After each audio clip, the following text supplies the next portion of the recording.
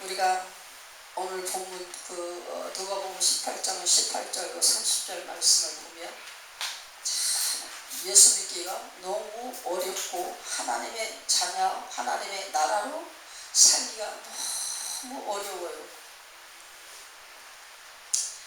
어떻게 이 땅에서 아무리 우리가 천국을 간다고 손치더라도 부모와 자녀와 친척을 다 나몰라라고 내가 하나님을 위해서 살 수가 있겠나? 모두가 다 지가 죽어서 고개를 땅바닥에다 떨구고 뒤돌아서 갈 수밖에 없는 그런 대목입니다. 여기 있는 한 부자 청년만이 그 말을 듣고 지가 죽어서 돌아서서 예수의 품을 떠난 것이 아니라 모든 사람이 인간적인 그 지식을 가지고 하나님의 나라를 이해를 하려고 하면 다 뒤돌아서서 고개를 떨구고 갈 수밖에 없어요. 하나님을 만난 자가, 하나님과 동행되어지는 자가 성령 안에서 하나님 주는 지혜와 지식을 가지고 이 땅을 살아가는 자가 누가복음 18장 18절로 30절의 말씀, 예수님의 요지의 말씀을 들었을 때 아멘 하면서 기뻐하고 감사할 수 있으며 그것으로 인하여 족하며 자족의 마음으로 모든 것을 하나님의 나라를 위하여 드리며 갈 수가 있다.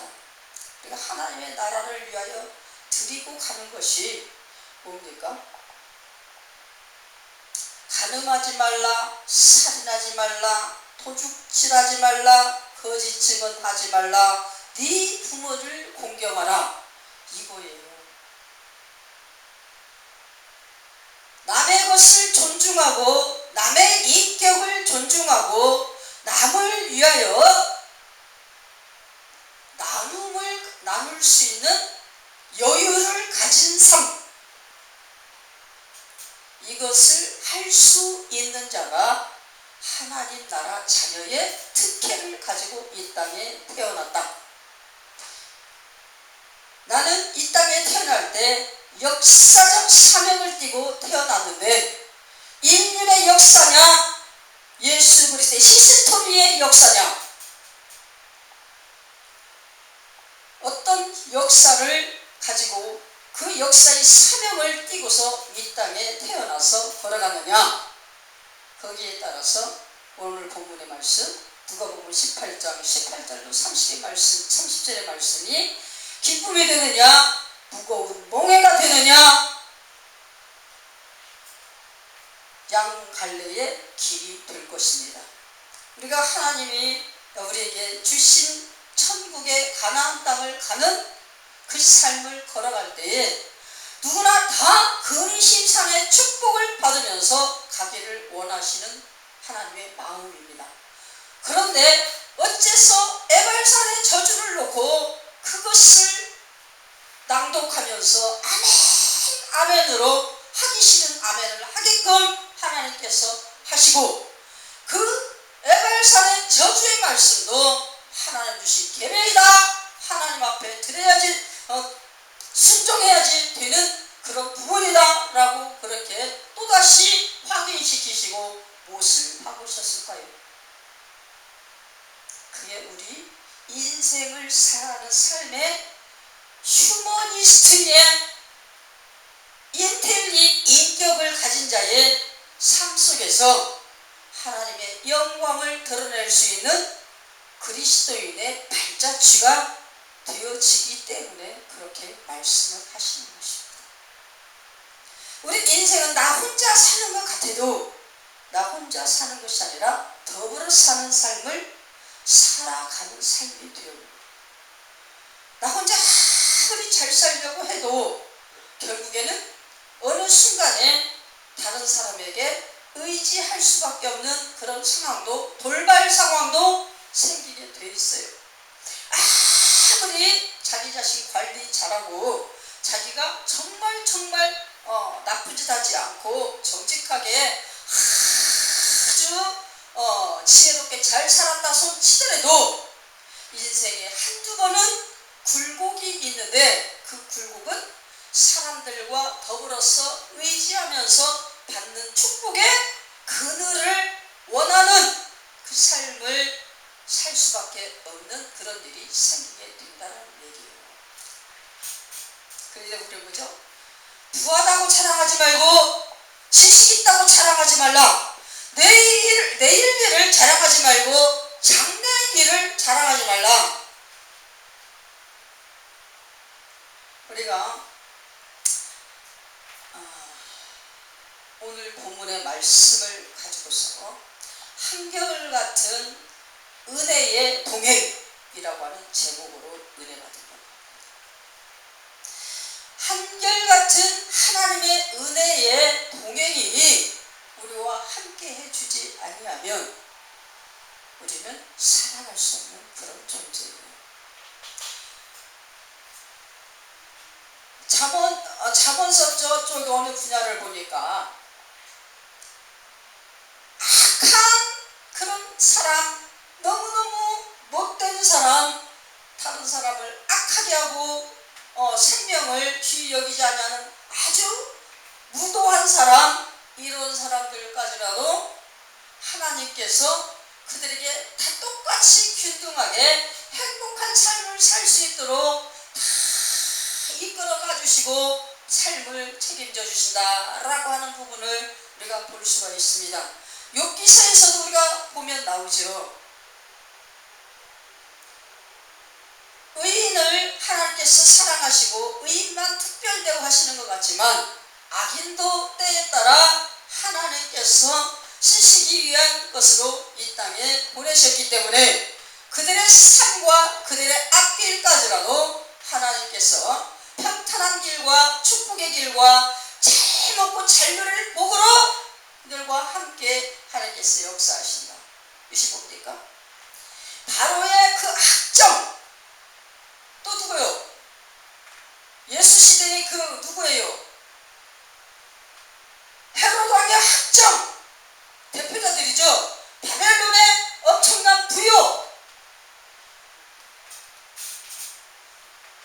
그들의 어떤 그 왕정 정치를 보면서도 너무나 잔악하고 아주 못된 느무사단의 그 행위, 이런 것들을 다 우리가 통틀어서 보지만 그들이 어떻게 그 엄청난 권위를 누리면서 그렇게 아주 평탄한 삶을 살면서 모든 그 정말 힘없는 자들에게 악을 행하면서 그렇게 할 수가 있을 수 있을까요?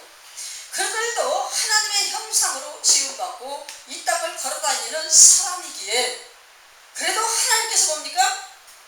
그들에게도 똑같이 형통의 복을 주사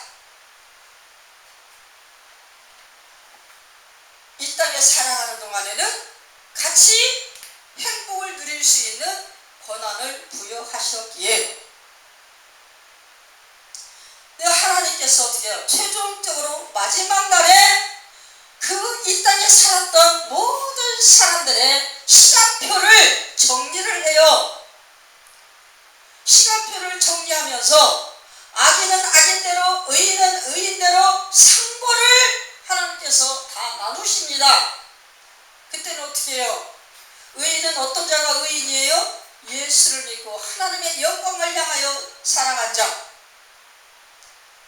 악인은 어떤 자들이에요? 이 땅의 모든 자기의 부귀의 영어와 자기의 가진 모든 것들을 다 무두구를 위하여 자기 자신을 위하여 살아가고 또 남의 것까지라도 빼앗으면서 그 악한 행실을 했던 모든 그 시간표를 하나님이 다 계산을 해서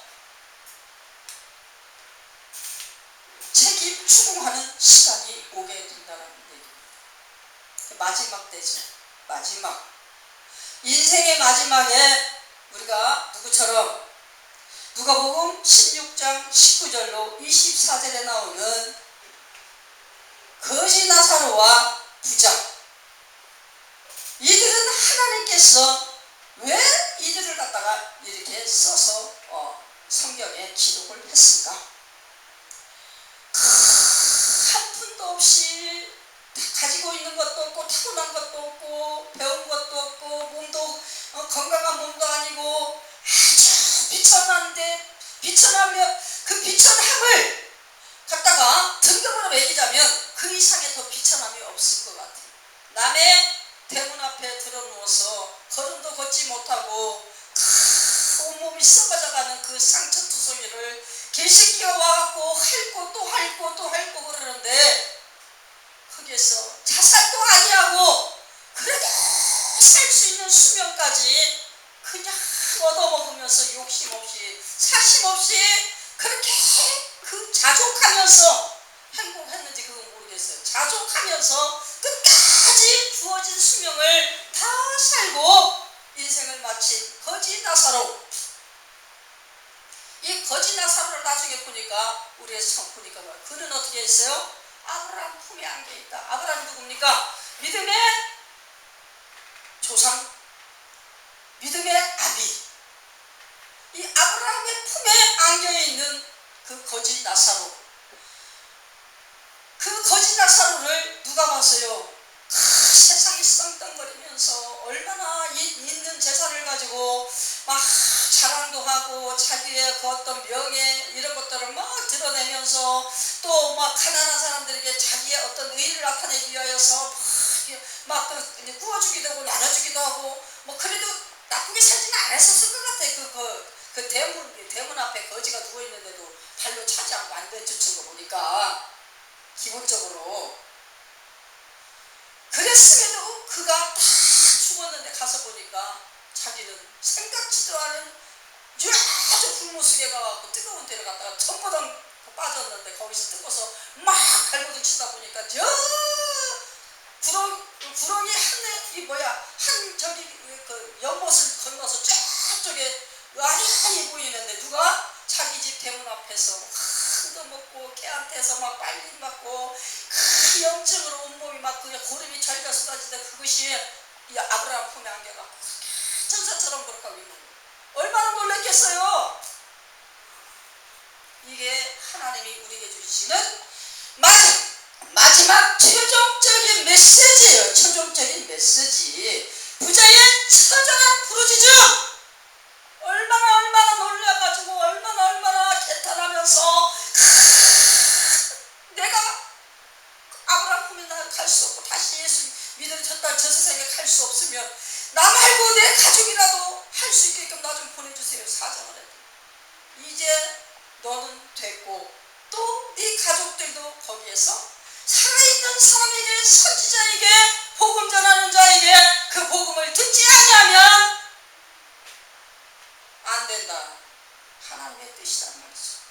우리가 이 땅에 살아있는 동안에 하나님 주신 메시지를 우리가 받았을 때 그 앞에 겸손하게 무릎 딱 꿇는 게 하나님이 겸손하다고 인정하는 거예요. 그 겸손함이 인정이 되어졌을 때 우리는 누구를 예수를 영접할 수 있는 기회를 얻게 되는 겁니다. 아멘이십니까? 겸손이 다른 게 겸손이 아니에요. 말씀 순종의 유무는 예수 그리스도를 영접하고 난 다음에 있어지는 2차적인 순서예요. 예수를 영접하는 것은 하나님 앞에 겸손한 자가 예수를 영접할 수 있는 기회를 얻게 된다라고 잠언서 전보서를 보면 나옵니다. 여러분, 하나님을 인정하지 아니하고 예수를 믿을 수 없고 예수를 믿지 아니하고 하나님을 만날 수가 없다. 아멘입니까? 하나님 주신 말씀이에요. 약속입니다. 요한복음 17장을 쫙 읽어보세요. 아버지의 보냄받은 자, 아버지의 계시 속에 모든 것을 가지고 이 땅에 온 자 외에는 예수를 믿을 수가 없다. 여러분, 예수 믿는 거 여러분들이 믿는 게 아니에요. 믿음은 하나님이 주십니다. 하나님 뭐만 본다? 절대자, 절대 주권자 유일신 여호와 하나님 앞에 겸손한 자들을 찾으시느니라. 아멘. 그 찾는 방법이 어떻게 방법? 예수 그리스도를 믿어라. 그러면 너와 네 가정이 구원을 얻으리라.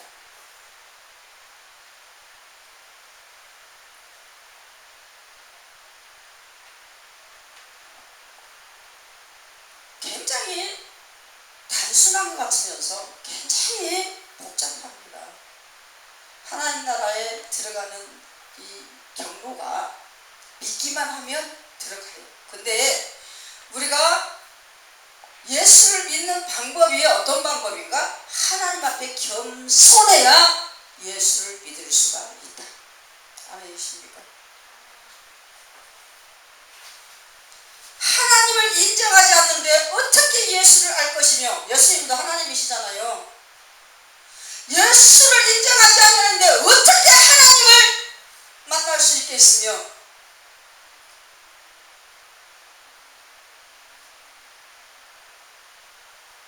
성령의 통치를 받지 아니하고 어떻게 하나님의 나라 일을 알 수가 있겠는가? 하나님의 말씀이 하나님의 말씀인 것을 알고 믿고 그것을 따르기에는 성령께서 함께 하셔야 된다. 아멘이십니까? 예수와 성령 따로 떼어놓을 수가 없어요. 예수를 믿게 하시는 분도 성령이셔요. 성령이 오셔서 믿게 하실 때 예수를 믿는 겁니다. 아멘이십니까? 엄청 어려워요. 엄청 어려워. 예수 믿는 자는 성령을 받지 아니하였다고 얘기할 수 있습니까? 예수 믿는 자는 성령이 안에서 거하고 계십니다. 그러면 예수 믿는 자는 성령의 지도를 받고 성령의 통치를 받고 성령의 인도를 받고 성령의 감동 속에 살아가는 자들이다. 그 어떻게 해요? 하나님 말씀의 의대로 모든 것이 순종되어지는 자원의 기쁨 가운데, 자원의 감사 가운데 그 말씀이 순종되어지는 그 열매를 보아서 알게 된다. 아멘이십니까? 우리 육신적으로 연약해 죽겠어? 그런데 뭡니까? 또 하나님이 예배를 받으시려면 무슨 수를 썼어도 절대 그 자리를 공백기로 안 두시는 거예요. 예배 시간 순서 얼마나 많이 만들어 놓고 그냥 그 하나님의 심정으로 성령의 마음으로 막 기다리고 또 기다립니까? 누가? 목회자가. 목회자와 마음을 하나 하여서 성령 안에서 하나님 앞에 온전한 예배가 되어질 때 신령과 진정의 예배가 되는 거예요. 아멘이십니까? 하나님이 아무리 좋은 그 종을 들어서 목회자로 세우고 엄청난 지혜와 지식을 채워가지고 하나님의 그 예배의 커리큘럼을 만들어가지고 엄청난 순수한 그런 예배를 받기를 원하여서 쓸데없는 방법을 강구하면서 이끌어가도 거기에 같이 합력하여서 연합하여서 합동하여서 통합하여서 으쌰으쌰 그냥 같이 예배의 모든 것을 이루어가는 이것이 되지 아니하면 결국 누가 손해요? 같이 하지 아니하는 개개인의 사람들이 손해가 되는 거예요. 결국에 성도의 은혜를 받아야 되는데 성도가 성도의 은혜를 받지 못하는 그런 자리에 있으면 스스로가 불행한 거예요. 아멘이십니까? 여러분 정신 차리세요. 나사로는 세상적으로는 비천하지만 그 안에는 뭐가 있어? 예수 그리스도가 있어. 우리가 무엇을 보고 알아요? 22절에 천사들의 받들려 아브라함 품에 안겨있는 그걸 봤을 때 뭐예요? 예수를 믿었기 때문에 천사들의 품에 안겨서 낙원에 들어간 거 아니에요? 회개를 이루었다는 거예요. 회개. 하나님 앞에 회개는 뭐예요? 예수 그리스도를 믿는 믿음입니다. 아멘입니까? 여기서부터 하나님 나라의 출발. 예수를 영접함과 동시에 이것이 하나님 앞으로 회개했다라는 표식이 되는 겁니다. 그러면서 성령의 통치를 받고 하나님 나라가 되는 거예요. 아브라함은 어떻게 했어요? 아브라함 부자는 어떻게 했어요? 부자는 어디에 갔으니까 가서 보니까 불못에 있어. 그 불못은 어떤 자가 간다고? 이 땅에서 아무리 떵떵거리고 살았어도 회개를 하지 않고 예수를 영접하지 않고 하나님을 인정하지 않았다는 거예요. 예수를 영접하지 않는 건 하나님을 인정하지 않는 겁니다. 하나님 앞에 무릎을 꿇지 않는 거예요. 예수를 영접하는 자가 하나님을 인정해야 되고 하나님 앞에 무릎 꿇고 회개를 하는 겁니다. 아담과 하와의 죄가 내 죄입니다.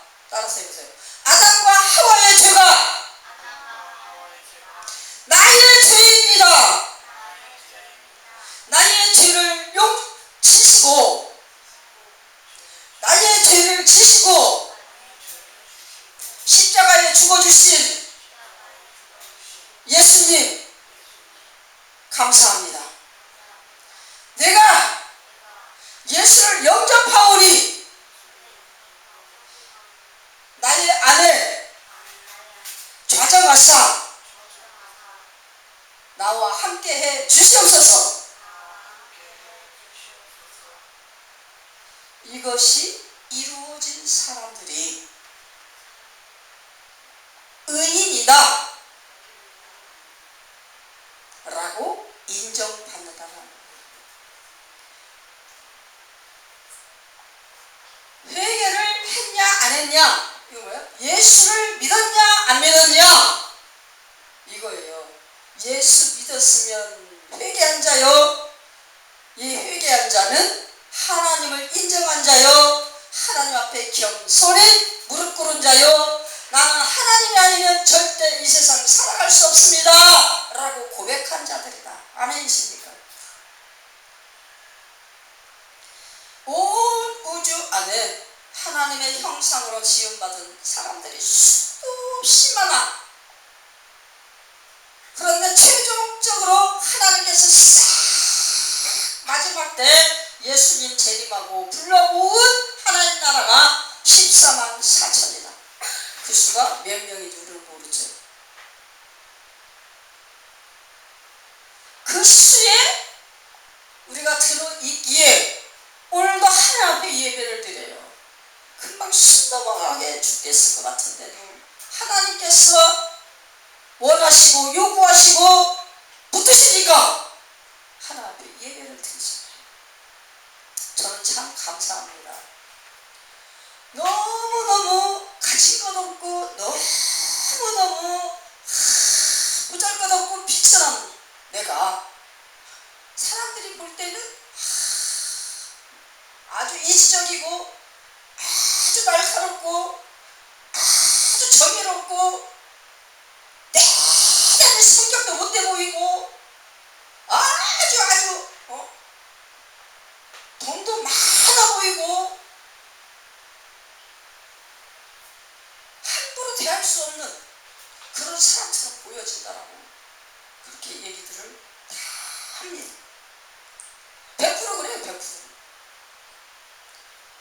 어느 분이 저한테 요즘에 계속 메시지를 이 모양 저 모양으로 막 이렇게 보내주면서 저를 이렇게 막 도와주시는 분들이 굉장히 많이 여기저기 생겨요. 저는 저한테 어떤 글을 보내든 어떤 말을 써서 보내든 다 나에게 유익이 되는 나를 위한 사랑의 표현이다 라고 생각하면서 그걸 다 받아들이기로 그렇게 하면서 눈을 열고서 하나님의 뜻을 바라보니까 너무너무 은혜로운 거야. 너무 감사하고. 우리가 감사의 이 조건을 어디 막 다른 데서 찾을 게 아니에요. 아닌데, 별것 아닌데, 너무 비참한데 나를 이렇게 대단한 어떤 존재로 부각시키면서 막 못된 사람이 됐든 대단한 어떤 의인이 됐든 어떤 대단한 지식인이 됐든 이런 걸로 인정해주는 그 바늘을 세워놓고 막 이렇게 저렇게 자꾸 다듬어가면서 만들어주는 그런 사람들이 자꾸 생겨난다는 게 너무 감사해요. 나는 내 초심이 정말로 변절되지 않기 위하여 지금도 가끔 하면 몇 번씩 스스로 혼자 놀래가지고 다 잡고 그럽니다. 아무것도 아니에요. 나는 전도하려고 방법을 이 방법 저 방법 다 연구해보고 강구를 해보는데 하려고 하는 것마다 그냥 앞으로 막히는 게 많아. 그래서 하다가 동영상을 찍어가지고 유튜브 영상 올리는 거를 생각 없이 그냥 깊이 생각 안 하고 이렇게 전도하려고 이렇게 했던 것인데 이것이 생각지도 않게 반응이 막 자꾸 여기저기 생겨요. 그럴 때마다 가만히 생각을 해봅니다. 나는 참 소심하게 아주 사소하게 아주 그냥 편안하게 이렇게 그냥 전도하려고 머릿속에 구성되어진 거 그냥 한 것뿐인데 하나님께서 이거를 원하셨나 보구나. 하나님 앞에 감사하면서 내 스스로 뭔가 자꾸 하면서 그 종이수를 자꾸 보게 돼. 이러면 안 되는데 나 원래 이게 아니었는데 한 사람이 보든 두 사람이 보든 한 영혼이 말씀을 듣든 한 마디를 듣든 두 마디를 듣든 거기서 예수만 다시 한번 돌이키면서 생각해 보면서 예수와 함께 돌아오는 어떤 계기만 만들어진다면 그걸로 만족하기 위해서 내가 이걸 했는데 나는 지식도 없고 영성도 없고 아무런 세상의 광문에서 아주 인정하는 그런 확신도 없고 그런 사람이지만 일단은 하나님 주신 사명을 감당하다가 내 주신 자리에서 최소한의 자리에서 최고 작은 것을 최고 연약한 것을 가지고 하나님 앞에 어떻게 하면 드려볼까 라고 하는 마음 가지고 이렇게 하다 보니까 누가 그래서 저한테 보니까 돈도 많아 보이고 욕심도 많아 보이고 이렇게 써졌으면서 그런 것들이 그 끝에 보면 말씀을 성경을 가지고 그렇게 이 얘기를 하는데 그것을 행동으로 실천을 한번 해봐라. 처음에 나를 아는 사람일까 이렇게 생각해봤어. 근데 모르는 사람도 그렇게 얘기할 수 있죠. 뭡니까? 그만큼 관심을 가지고 있기 때문에 겉으로 볼 때 돈 있어 보이니까 나는 15,000원에서부터 65,000원 이상의 옷을 입어본 적이 없어요. 다 세일할 때 최고로 쌀 때 산 것이라서 80%가 25,000원대예요. 6만원짜리는 희수적으로 몇 벌 있고 나머지는 다 45,000원짜리요. 아니면은 10,000원 안쪽짜리요. 그런데도 이것을 갖다가 옷을 색깔을 잘 맞춰가지고 이렇게 하다 보니까 일단은 사진하고 실제 인물하고 또 다르죠. 동영상으로 나가는 거 깔끔하게 보이니까 돈이 많아 보이네. 옷을 너무너무 잘 입고 옷이 날마다 예배 때마다 옷이 다 틀리고 그러니까 부자 같아 보이네. 돈도 많고 욕심도 많고 그렇게 보인대요. 좋은 거예요. 나쁜 거 아니에요. 여러분, 돈이 있어야 세상에서는 일을 해요. 구원받는 데는 돈 한 푼 없어도 구원 받아요. 돈이 있다 해서 구원 못 받는 거 아니야. 돈이 있으면 어떻게 해야 돼? 하나님 영광 위에 다 나눠줘야 돼. 부모에게 효도하고 내 이웃이 배고프면 그 배고픈 사람 밥 먹여줘야 되고, 고아들에게 옷도 사줘야 되고, 밥값도 줘야 되고, 용돈도 줘야 되고, 다 사회봉사 할 수 있어야 돼. 그럴 능력이 있어야 돈도 있을 자격이 있는 거예요. 그게 하나님 주신 사명입니다. 나는 그러잖아. 내가 통이 작아서 이웃에게 베푸는 이거를 못하니까 나는 가난한 게 편하고, 가난한 게 너무 기쁘고, 가난한 게 감사하고. 그리고요, 하나님을 아는 데 있어 지혜롭고, 세상에 악을 떠난 데 있어서 지혜롭고 명철하고, 하나님의 말씀 순종하는 데 있어서 성령의 감동 충만한 그런 삶을 우리가 살 수 있으면 우리는 만족되어지는 거예요. 그게 하나님 나라 자녀들의 특징입니다.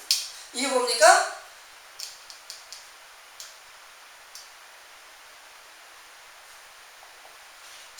한이 없는, 변함없는 은혜와의 동행이 이루어지는 자들이다. 한이 없는 은혜는 누구에게로부터 옵니까? 하나님께로부터 와요. 하나님이 나와 함께 동행해주는 그 동행 속에 내가 하나님과 손을 붙잡고 하나님께서 이끄시는 한없는 이끄심에 같이 이끌려서 어디까지? 최종 목적지 낙원에 이르도록, 천국에 이르도록, 그분이 계신 그곳에 이르도록 손 놓치지 말고 꼭 붙잡고 그 은혜 가운데 같이 동행되어지는 그런 삶을 살아갈 때 우리는 뭐예요? 이 땅에서 돈이 엄청 많아서 그들 어떻게 할 수 없어도 그들을 갖다가 나보다 가난한 자들, 내가 꼭 봉사해야 되는 부분 나눠줄 자들에게 다 나눠주면서 기뻐하고 감사할 수 있는 그런 삶이 되어지는 거예요. 그래서 부자 청년처럼 고개를 땅바닥에다 떨구고 그렇게 자신 없는 행보로 뒤돌아서 하나님과 멀어지는 그 길을 걸어가는 그 삶이 아니라 우리는 어떻게 해요? 끝까지 나에게 어떤 불을 갖다가 부어줘도 나를 위해서 축적하는 것이 아니라 하나님의 나라를 위해서 하늘나라 창고에 축적하는 그런 아름다운 복된 신앙의 삶이 되어질 때에 진정으로 변함없는 은혜와 함께 동행되어지는 그런 삶을 살아가는 자가 되어진다는 얘기입니다.